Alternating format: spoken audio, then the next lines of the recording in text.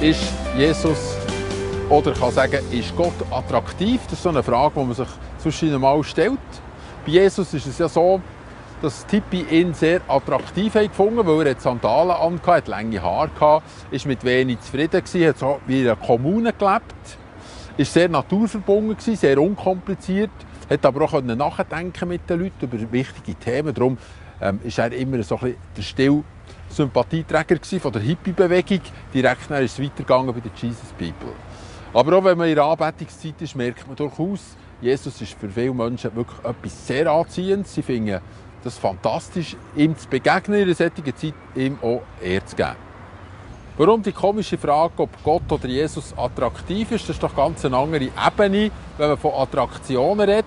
Und trotzdem sagt er in einem Vers, das ist Johannes 12,32 und das ist gleichzeitig der Spruch über den Sonntag Exaudi, wo wir jetzt in dieser Woche ein bisschen darüber nachdenken. Wenn ich erhöht werde von der Erde, so will ich alle zu mir ziehen. Und das Wort ziehen ist das gleiche Wort, wie man in unserem Fremdwort attraktiv hat. Das ist trahere oder ad me ipsum trahere heisst es dann nachher. Also Jesus zieht Menschen zu sich. Das heisst, es ist ein Moment von der Anziehungskraft, ein Moment von der Attraktion, sicher im weitesten Sinn. Es ist sehr interessant zu beobachten, in welchem Moment Jesus das sagt. Und es scheint fast ein bisschen widersprüchlich. Jetzt kann er ja gar nicht mehr Einfluss nehmen auf irgendetwas. Er kann niemand ziehen. Er ist ja ans Kreuz genagelt. Und trotzdem sagt er genau in dem Moment, ich werde alle Menschen zu mir ziehen. Und dann muss man noch dazu sagen, es ist keine so Strategie für etwas zu pushen, weil er hat sich ja gar nicht selber an die Stelle hergebögelt. Er hat sich nicht ins Rampenlicht stellen. Er ist ja dorthin gestellt worden. Das heisst, er ist erhöht worden. Er sagt es ja im Text so, das ist etwas Passives. Er kann eigentlich gar nichts zur Situation beitragen.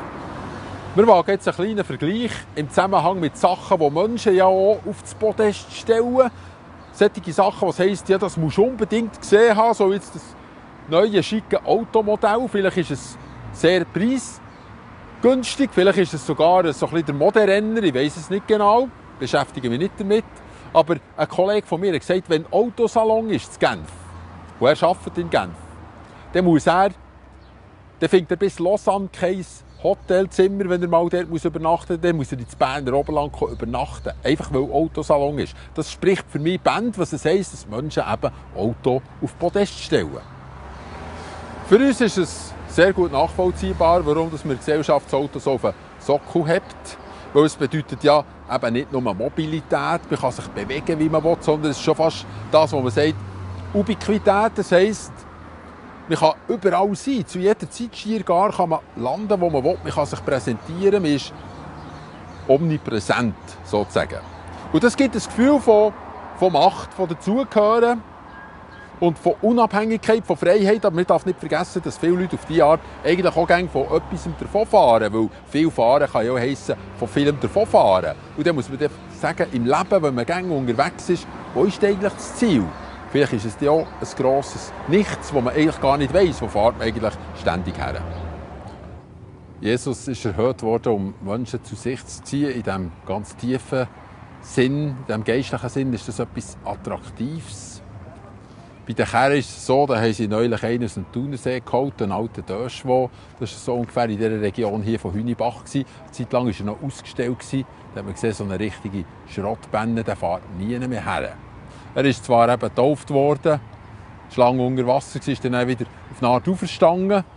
Und wir sehen, das ist ja auch ein Bild. Es muss ja nicht so viel gefahren werden. Jesus zieht Menschen dann zu sich, wenn alles ein bisschen zu einem Stillstand kommt. Das heisst, komm zu mir mit deinen Bühlen. Komm zu mir, du ausrangierte Schrottbänne. Für dich bin ich ein guter Parkplatz. Bei mir kannst du hier Ruhe finden.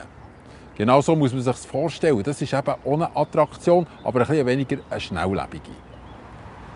Golgatha ist ein guter Platz für alte Rostlauben, für ausrangierte Kerren, für Verbühlte, solche, die vielleicht nicht einmal mehr fahren können. Weil es ist ja nicht immer so, wer am weitesten fährt, wird am glücklichsten, wer am schnellsten, wer am schneidigsten, wer am luxuriösesten kann durch die Welt gondeln, ist der glücklichste Mensch, sondern der an einem Ort zur Ruhe kommt, wo sie ganz Schrott abladen kann. Das ist das, was Jesus hat gesagt. Ich will die anziehen, die sättigen, die verbühlten tue ich anziehen. Nicht die ganz, ganz luxuriösen Limousinen. Und im zweiten Teil wollen wir uns damit beschäftigen, ob es echt wahr ist, dass alles, was schön ist, auch gut ist. Oder ob es echt umgekehrt ist, alles, was gut ist, der auch schön ist. Das ist nämlich ein besonderes Thema von der Attraktivität oder von der Attraktion.